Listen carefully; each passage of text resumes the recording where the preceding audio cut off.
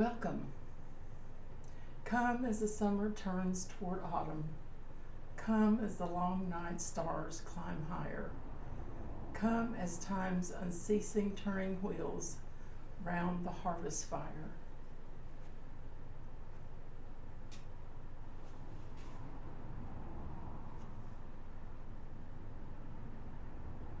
Tracy, would you like the candle?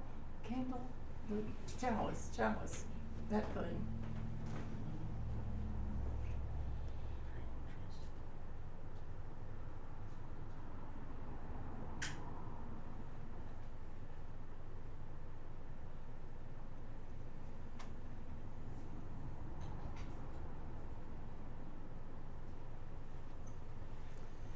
May our congregation become a kaleidoscope of souls and people.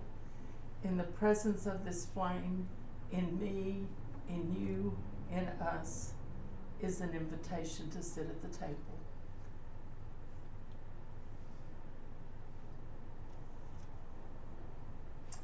Okay, let's have announcements. I'll first announce that the craft thing happened yesterday and it was fun. And we've decided we're only going to do crafts once a month, and we'll do mahjong once a month.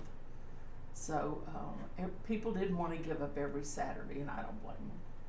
So we'll let you know when the mahjong is happening. And we're having a retreat on November the 5th. Am I correct, Jim? And so we're looking for activities. And Brooke Fox, I know some of you know him very well. He and his family come every year. They live in Nashville, and they come every year. And this year, he and his wife and two of their children are coming, and they're going to conduct an activity for us. So I thought that would be really neat, really neat. They're such neat people. I just love them. Any other announcements? Yes, Tom. This Thursday will be the writing group, and Ellen's sister is going to be with us, I hope, and we'll see what happens. But we're looking forward to a spoken word group in Manchester. We did a little checkout last week. And had tacos. And tacos, yes, yes. Okay, anything else? Jim? Jim? So just a couple quick comments. The grief group completed an 8-week course on Thursday evening, and that was Carrie sort of organized that. Thank you very much, Carrie. It was a very helpful, beneficial process workshop so if that comes up again, I'd encourage people to participate in that.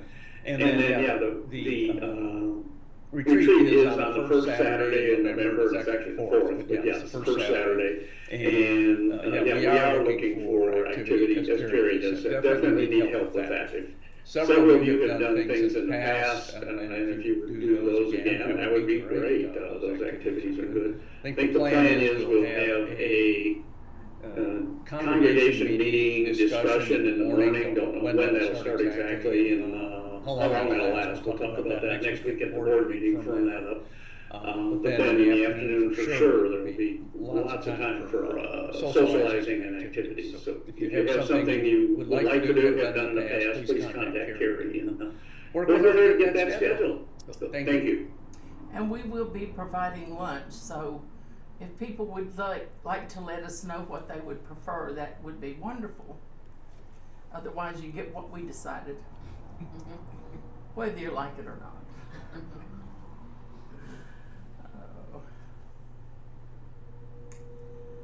Next Sunday's speaker will be Ellen's sister Lynn, and she will be talking about, well, her title of her talk is In the Middle, and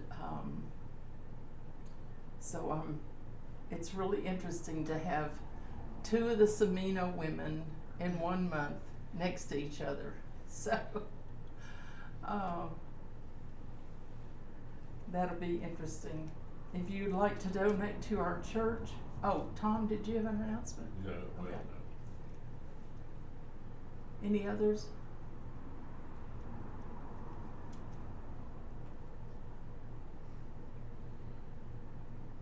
Jim, have we announced? Well, never mind. I'm sorry. I apologize, everybody. That was nothing. If you would like to donate to our church, please make a check payable to the UU Church of Tullahoma, and you can put it in the little Quaker box back there under the clock, or send it to our treasurer, Costa Bryce, at P.O. Box 331, Tullahoma, Tennessee 37388.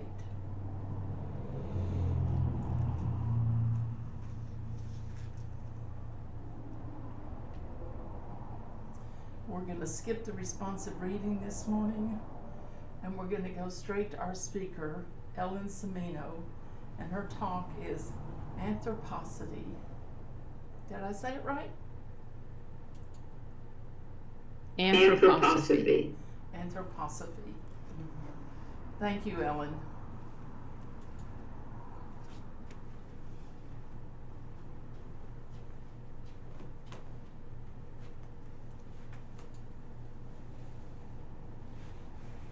So can I, well, it's fine. My name is Ellen Cimino, and I live in Clarkston, Georgia. It's really great to be with you today. I'm going to be speaking about anthroposophy, and the feminine being Anthroposophia has been described as the earthly representative of cosmic wisdom. And the Greek word Sophia means wisdom, or sacred female knowledge. And so these definitions and meanings are important. So I have a slideshow for you to give you some imagery of some of the things I'm talking about. All right, so my talk is Anthroposophy, working in the world that good may become. And everyone can see that fine, right? Yes. Everybody? Okay. All right. So, I'll be kind of giving different ways of explaining this as we go along. So, a definition is also anthroposophy is the wisdom of the human being or being human. And so I have some examples here of initiatives that have come out of anthroposophy. One of them is Waldorf schools, and this is a teacher giving a lesson on geometry, and so the use of blackboards and drawings and color, hands-on creative work is integral to Waldorf education. The other image is an artistic representation of rhythm, which is a newly created art by Rudolf Steiner. So the World Center for the Anthroposophical Movement and the Society is the Goethe, which is in Dornach, Switzerland. And so it's described on the website that it's in the Jura landscape. It's 100 kilometers south of Basel. And it sits up on a hill. It's actually made of concrete, but the structure was made to look like the stones in the hillside, so that it fit in with the environment. There's also a garden park, a cafe, and bookstore there, along with the theater. Steiner said in his Anthroposophical Leading Thoughts, Rudolf Steiner, he said in these writings which he did in the last year of his life, anthroposophy is a path of knowledge to guide the spiritual and human being to the spiritual and the universe. It arises in man as a need of the heart, of the life of feeling, and it can be justified only inasmuch as it can satisfy this inner need. So it's this idea that there's something in a human being that needs more than just the material world. There's something more there. And I just want to add to this that anthroposophy is not a religion, and there is no dogma in anthroposophy. So when people quote Rudolf Steiner. I'm going to explain his life and a little bit who he was. It's more that he's a teacher. He's a guide, but really one's experience with spiritual science or with anthroposophy, that is one's personal journey. Steiner also talked about that in the past we had mystery schools, and these mystery schools held the wisdom of the spiritual world, and they were often secret. Only certain people could participate. But now with anthroposophy, it's this idea that the mysteries are no longer secret, and they're available to anyone who's interested. And it's really asking the questions, what is it to be a human being? Why am I here? What is my purpose? So these are the eternal questions of all people that are answered in different ways in philosophies, in religions, in spiritual journeys.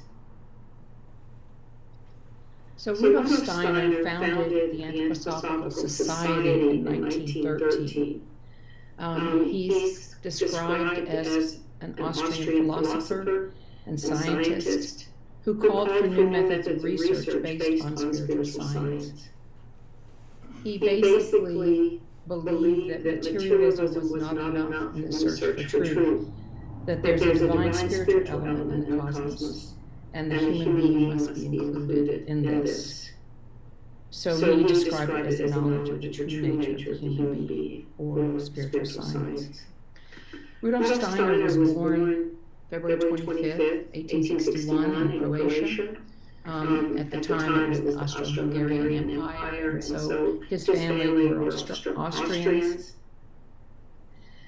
And as a child, he had super sensible sight, so he was able to perceive invisible phenomena that existed behind the material world.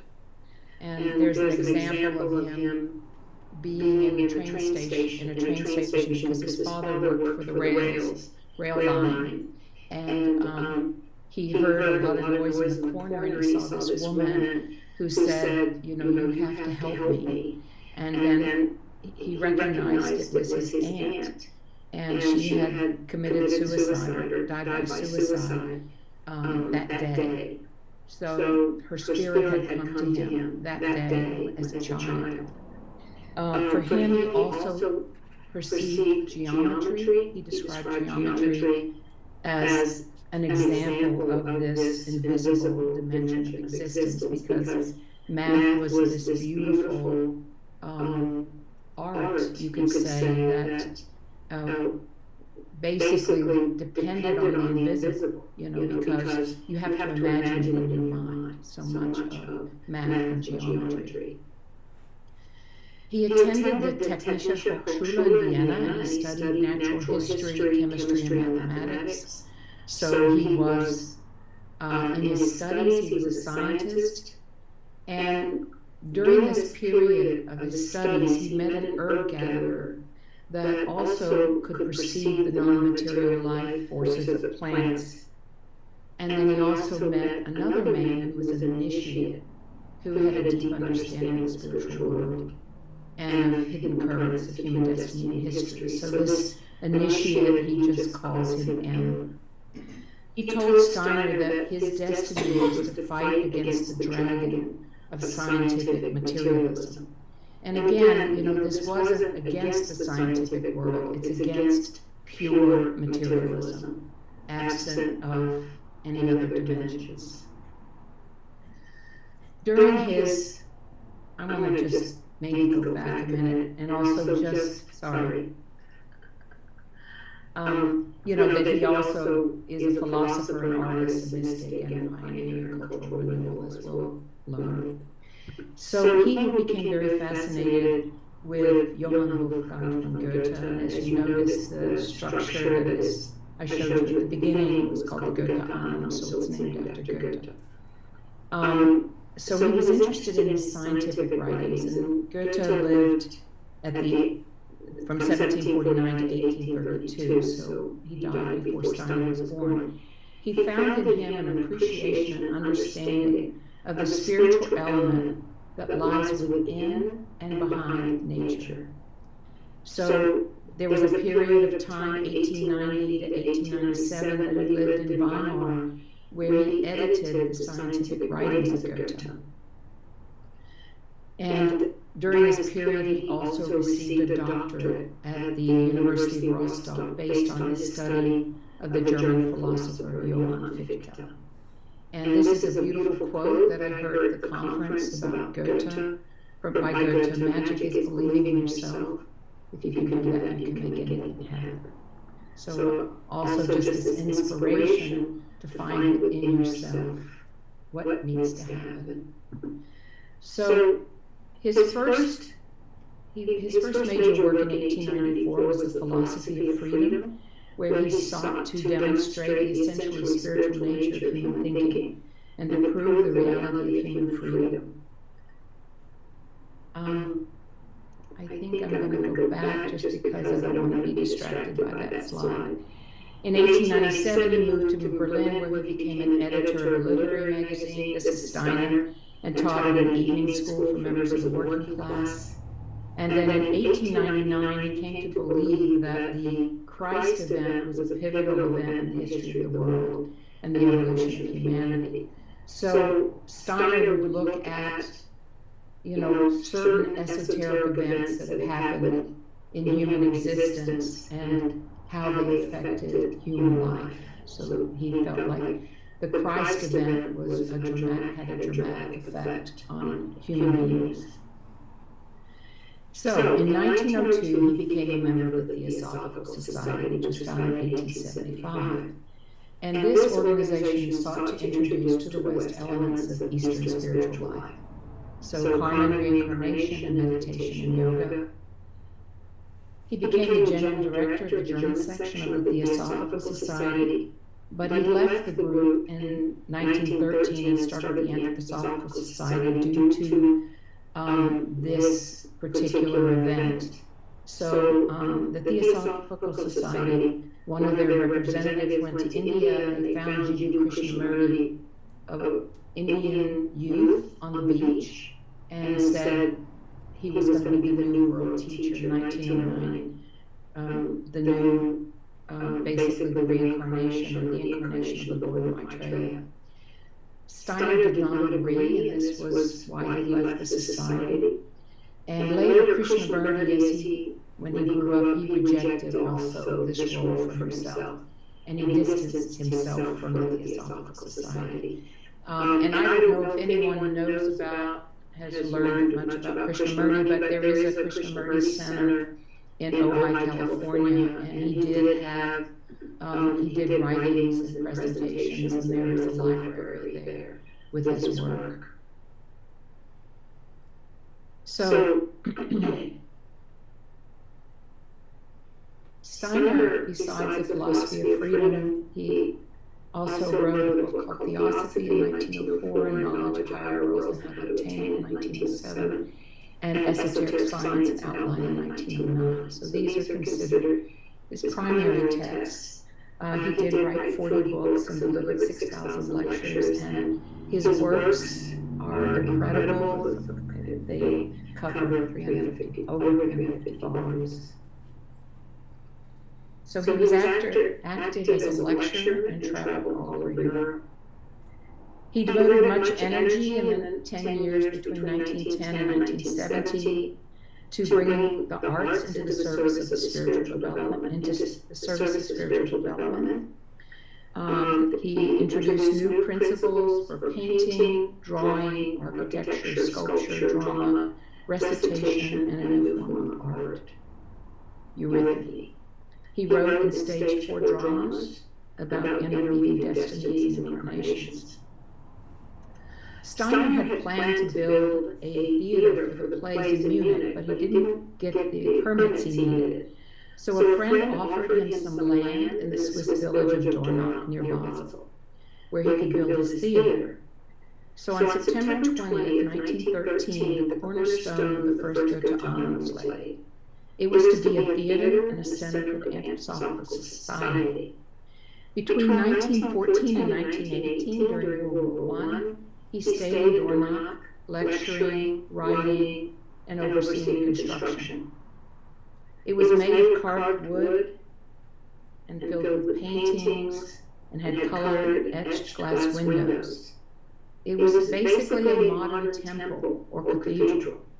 Workers from 17 countries worked together on this piece of art.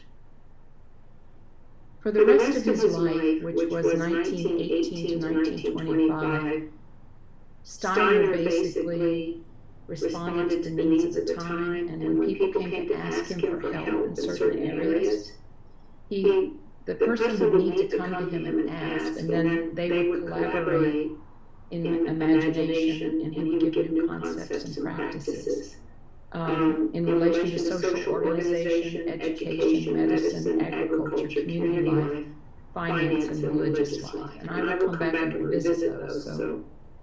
So sadly, on December 31st, 1922, a little over 100 years ago, the first Goethe Island was destroyed by arson.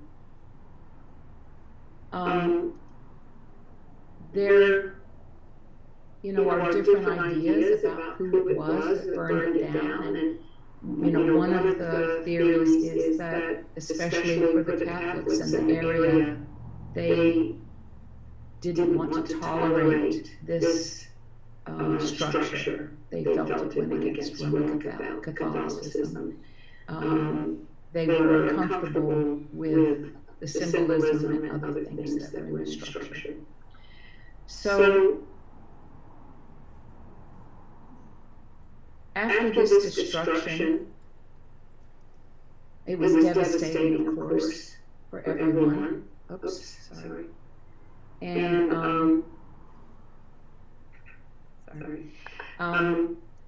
so Steiner basically went to visit anthroposophical groups in other countries in Europe.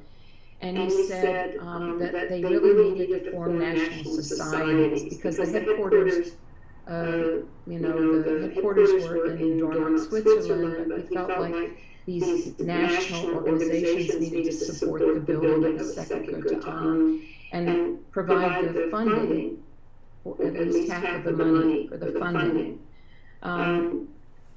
Today there are about 36 national societies, and there are about 42,000 paid members. Now, there are a lot more initiatives and people participating, but not everyone is a paid member. So a few months, a year later after the burning, Steiner led a Christmas conference. So the 100-year anniversary for the Christmas conference is coming up this December, and there will be a conference at the Goethe Island recognizing those 100 years. He refounded the Anthroposophical Society, and he called it the General Anthroposophical Society. And he continued his heavy schedule of research, lecturing, writing, and giving consultations and writing his biography. At the conference 100 years ago, he gave the society a written piece called The Foundation Stone Meditation. So it was a spiritual foundation stone to initiate a new phase in the revelation of the mysteries of mankind. He became sick immediately after the Christmas conference, and by September of 1924 he was bedridden, and he died about 6 months later. So one of the things that Steiner had worked on for the first Goethe Island was this statue called the Representative of Humanity. And it's about 24 feet high, carved out of wood, and it shows the human being, this representative, he has one hand up and one hand down, balancing the forces of Lucifer and Ahriman.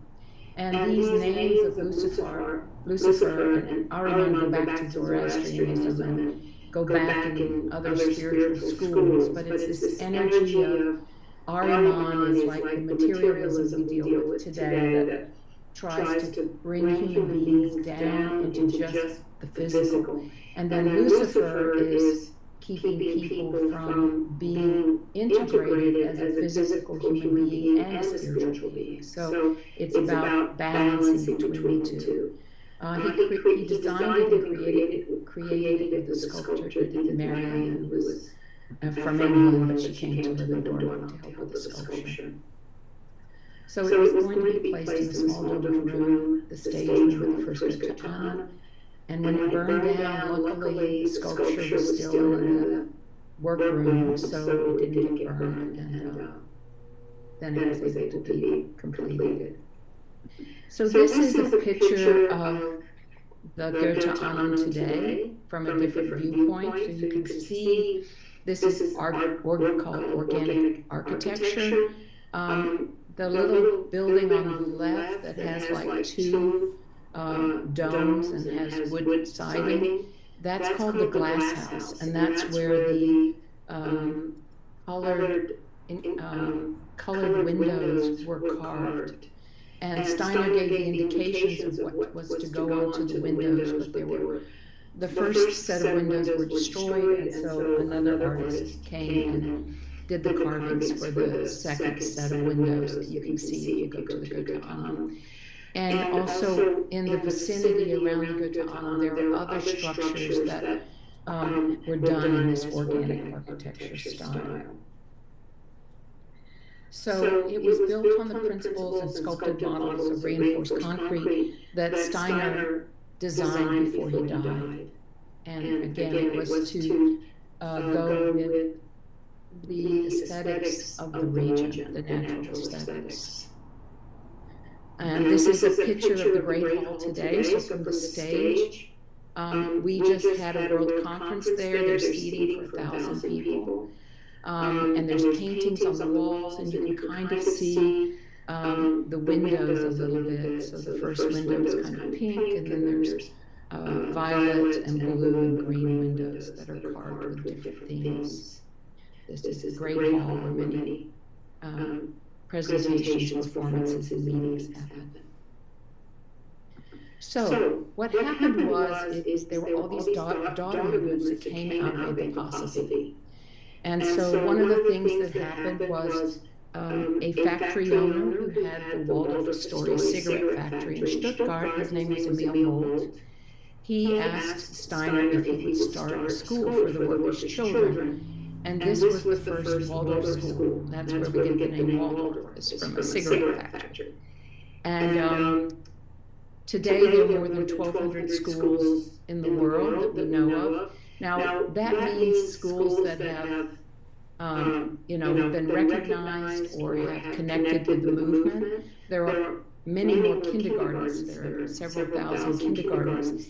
And one of the presentations we heard at the World Conference is you have places like Vietnam where it's illegal to have an independent school. So those schools are underground. And so, we're not really sure how many.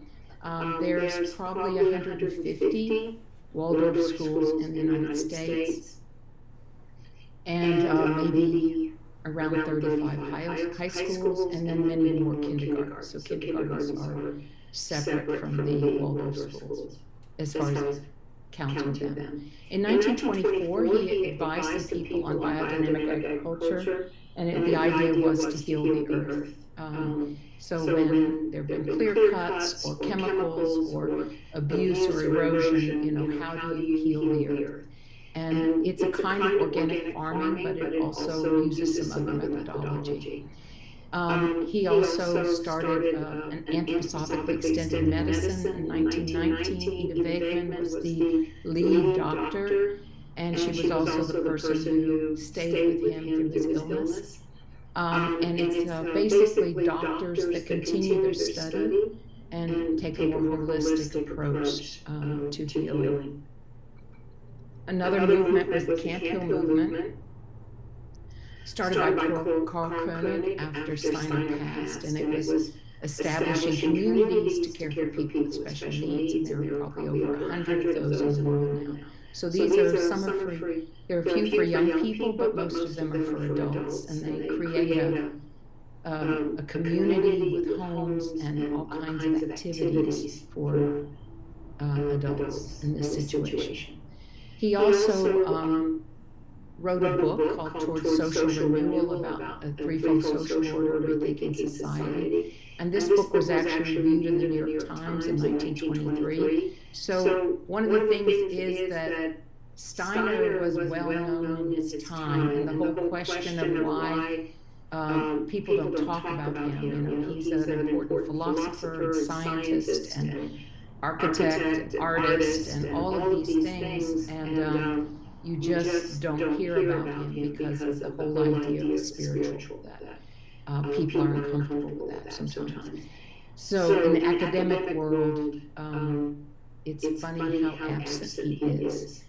In the arts, I listed before a lot of the arts that he tried to encourage to reveal more of the spirit in the work. He did organic functional architecture, scientific research, doing the Goethean approach to the study of nature, so learning from Goethe. And so like in upstate New York, there's a place called the Nature Institute, and the couple that run the Nature Institute do this kind of research and have people from all over the world come in to learn about the Goethean approach. There were some Lutheran ministers that came to him and asked, how can we give a renewal to the religious life? And this organization became the Christian Community.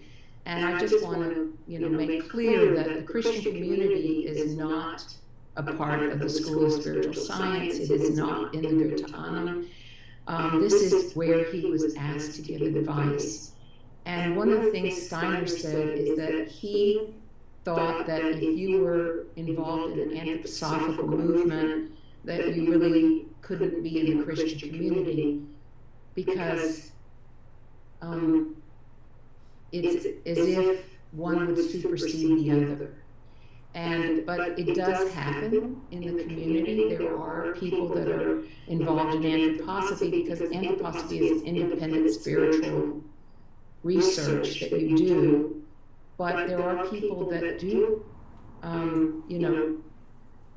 are involved in the Christian community somehow, and I'd say that's their personal journey, because the other thing is that you can be an anthroposophist and be a member of any religious organization. So it's not that you have to be. Steiner talked about there being a time of no religion, kind of like Imagine, John Lennon, that because the whole idea of dogma can hinder human beings from really doing the research maybe they need to do spiritually on their own, and could get them into a pattern of just having someone else telling them what to do. So this whole idea of freedom and personal research was very important. And then again, this inner work and personal development. So teachings about that. So now at the Goetheanum today, there is this thing called the School of Spiritual Science, and anyone can join the Anthroposophical Society. To be a member of the School of Spiritual Science, it's more making a commitment to anthroposophy. So after you've been a member for a while and you're doing, spiritual research, and you want to join into this group, to basically commit yourself to the work. And again, this is no dogma. It's purely saying, I commit myself. And so within the School of Spiritual Science, there are 11 sections right now. There's the 12th section that's being planned to add in 2024.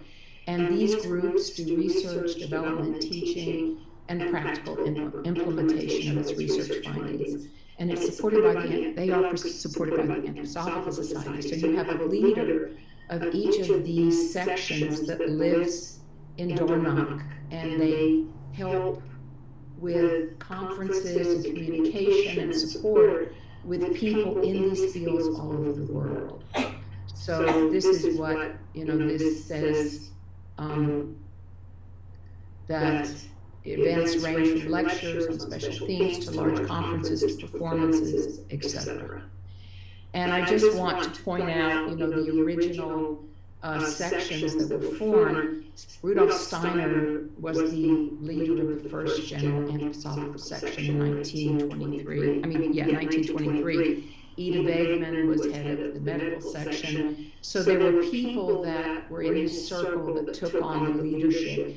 And so if you go to the website for this Go to Annam or the Go to Annam, you can go to each of these sections. You can see people that are involved. They have podcasts, they have articles, and tell you what's going on in these areas. And actually, the last social sciences and agriculture were added after Steiner passed. And again, I'm saying now there's a third, inclusive social development, which has to do with handicapped and people and other things like that. So these are now what we would call the sections of the Go to Annam. So I went to this Go to Annam World Conference, which just ended last Sunday, and it was called Reshaping the World Movement. And some of the most exciting things about it was it went on basically for 3 whole days and 2 half days, and there were 1,000 people that came from all over the world, and many young people, which was very exciting. And so I wanted to share with you some of the initiatives that I heard about in some panel discussions. There were keynotes, there were forums. I participated in a forum on peace and conflict where there were 60 people from around the world talking about what's going on in their countries, and there was a contingent from Ukraine and Russia, and we had a presentation by a man from England who was talking about, whether you were communicating with people using peace language or conflict language, and how to do compromise and that kind of thing. So, as I said before, there were about 1,000 people at this conference, and one of the presentations in the panel was by Helmi Abuleish, and his father founded SEICM in 1977 in Egypt. So his father's name was Ibrahim. So what he did is he took an untouched part of the Egyptian desert, about 40 miles northeast of Cairo, and using biodynamic agriculture methods, he basically revitalized the desert and created a striving agricultural business. Over the years, it's become the umbrella of multifaceted agro-industrial group of companies and NGOs, and including different educational institutions and a medical center. There's also a Waldorf school there. But again, I think the Waldorf school is kind of under the radar a little bit. They don't want to get a lot of attention from the government. So this is considered a leading social business, and people come from all over the world to see how it's done. And what Helmi said was that people would come, and his father had created this as a model, hoping that it would be duplicated, but it wasn't being duplicated. So he was trying to think of creative ways. Oh, sorry, I need to go back. I guess I don't have. I'm just going to have to tell you about him, okay? I don't think I have it on the screen. Yeah. So he asked the question, what are we doing for the future of the earth? And he tried to think of how can I help Egyptian farmers move to organic and biodynamic farming. So what he did is he figured out that using carbon credits, that people would have their farms and they wouldn't have to buy GMO seeds anymore. They wouldn't have to buy all the chemicals that went with it from the green revolution that had happened in many parts of the world, what they called the Green Revolution, which was the chemical revolution. And he realized that if they could apply for carbon credits, they could get paid twice, and that it made it possible for them to switch over to organic. So he said that this time they have been able to help 2,000 farmers in Egypt move from chemical farming to organic and biodynamic farming. And their goals are thousands. They're going to keep doing it. And he said, people don't necessarily like carbon credits, but just if it's a tool that can make this happen, then, he's okay with that, By the way, is this little screen getting in your way? Maybe it is. Okay. Okay. So it was very exciting to hear that just using your imagination, you know, what is it that we can do to change the world and reach out? Because the whole idea of anthroposophy too is that we're connected to the world. That's the whole point. It's not like, you know, it's a little group by itself that wants to just do things for itself, you know. It's about being connected to the world. So another person that presented was a woman from India. She's called the Compost Queen. Her name is Benita Shah. And so there was a man that, I don't know if anyone's ever heard of Peter Proctor. He's from New Zealand. And there was a movie made about him called One Man, One Cow, One Planet. And what he did is he went to India and started introducing biodynamic farming, which is about creating a really healthy compost pile so then you can be freed again from the chemical revolution. And in India, it was devastating for many farmers. They would lose their crops and then they couldn't pay their bills and they were then killing themselves or dying by suicide. So Peter Proctor affected many people, and Benita Shah heard about what he was doing. And she lived in a different part of India towards the Himalayas. And so in her work as a farmer, she became a biodynamic farmer. She now has helped create 1 million composts or compost piles in 3 states of India. So it's just revolutionary what it's doing, because it basically, you know, they have cows, they're not eating the cows, but they can use the manure, and they're able to do crop rotation, compost to rejuvenate the land, and then connecting with the calendar, with the planets. You know, there's a planting calendar they use, and also using certain treatments for the land that helps rejuvenate the land. So this was very exciting to hear about, I thought. And then there was a woman named Nana Gogol, and in 1976, she helped found the Friends of Waldorf Education, which was an organization out of Germany that was trying to help people in other countries, maybe they didn't have the funds or the training to start Waldorf schools. And I have on the left side of the screen basically a description of what Waldorf schools are about. It's to offer a developmentally appropriate, experiential, and academically rigorous approach to education, to integrate the arts in all the academic disciplines, and to aim at inspiring lifelong learning to all students to develop their unique capabilities. So this is the idea of Waldorf education. And what she talked about was that in the places where she's going, like Vietnam, you know, there are many new schools that are happening that are in the cities. Parents are often working. Sometimes the schools are underground, and the children have time alone, and they're not having the rhythm that they need, the relationship. And so these Waldorf schools, rhythm is a very important part. And so the children are getting relationship and rhythm to help build resistance within these challenging places. And she said her organization, again, is working for these big goals. Just imagine what can happen, you know, if you really work for it. And then my last example is Ruskin Mills.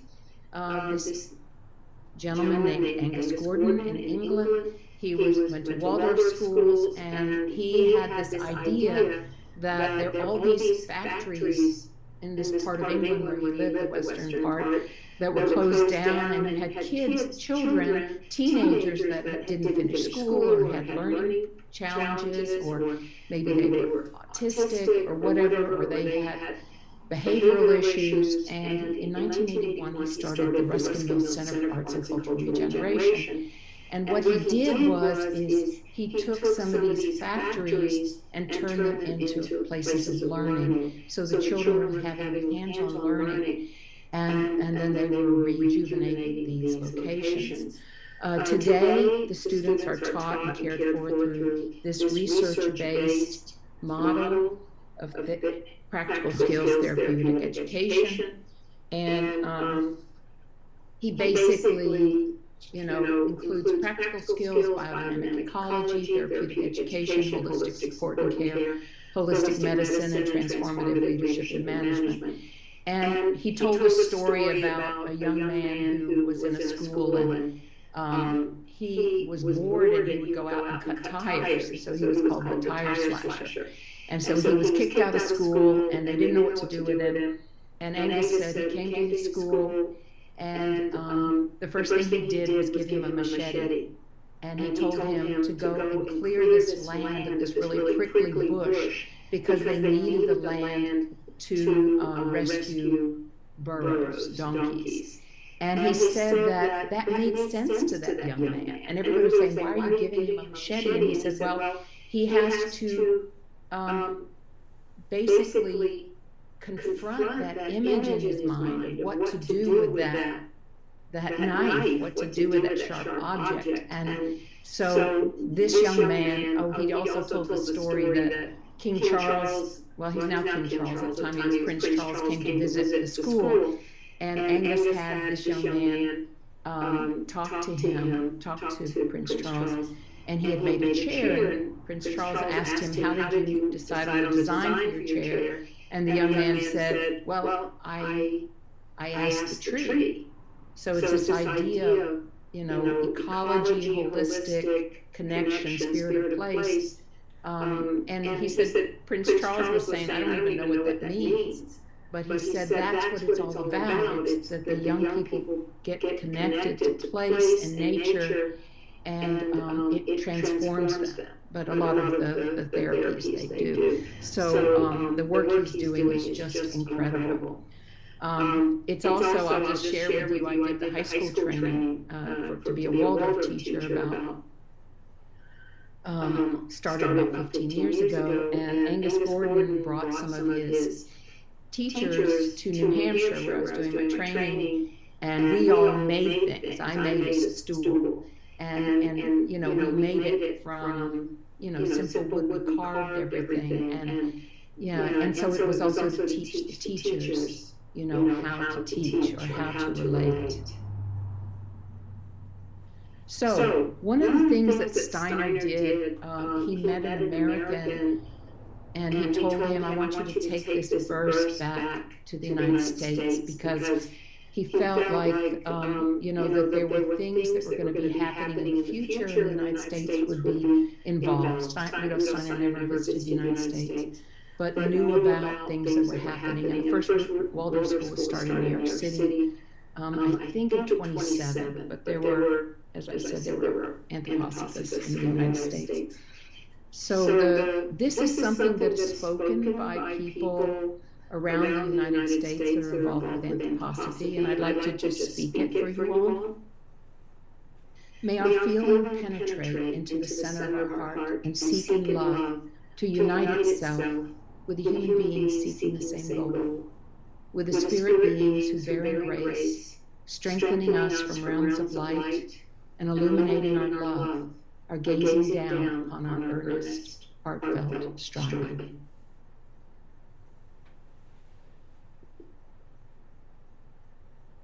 There's a man, Ronald Koch, who wrote a brochure on Steiner, his life, worldview, and legacy. And again, I think that this quote is really important, because here we have someone who had so much to give in the cultural development of the world. And, as I shared, things are happening around the world. Of course, there are all kinds of organizations, and we can all collaborate and make things happen, but that so much of the world doesn't know about the work that's going on. And he said, objectively considered, Rudolf Steiner is a unique and important figure in modern cultural history. He presented a comprehensive and integrated spiritual worldview. He provided a practical blueprint for improving many aspects of individual and collective human life. And through the work of thousands of people inspired by him, Steiner's vision for a renewal of human life and culture is being manifested in places all over the world. And just one last thing I want to say is that one of the things that, there are so many stories about his life, and there are books and books have been written about all the things that he has done. But one of the things that happened is after World War I, he tried to meet with some of the leaders in Germany and Austria to talk with them about the threefold social order, which was this vision of organizing society where you have these three realms of the economy, the cultural, and the economic. And it's basically based on the French Revolution of, of freedom, brotherhood, and what am I missing? What? Equality. And love. Say? Equality. Equality. Yes, equality. So those three words go with the three aspects of this model, and that if you can separate them out, because the economy has a purpose, and the equality and political rights, it has a purpose, and then you have this whole cultural realm that should not be tied up with the economy and politics. So he did schedule to see some people, but then some of those meetings were canceled at the last minute. So it's kind of like moments in history. We have these windows that open, or we have these opportunities maybe that don't always get to be realized. And the last lines of the Foundation Stone Meditation are what I used for my title. Godly light, Christ's Son, warm our hearts and lighten our heads that good may become.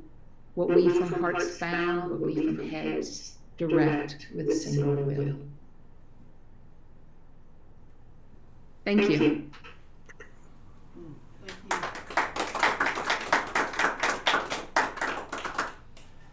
Thank you, Ellen. That was very interesting. Very, very interesting.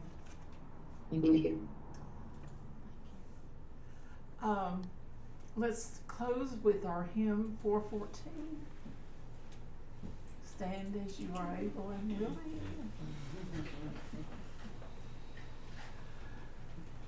As we leave this friendly place, love gives light to every face. May the kindness which we learn light our hearts till we return. Okay, let's take a break and we'll get back in about 7 minutes. 10 after? 7 minutes. Well, that'll be good. 7 minutes.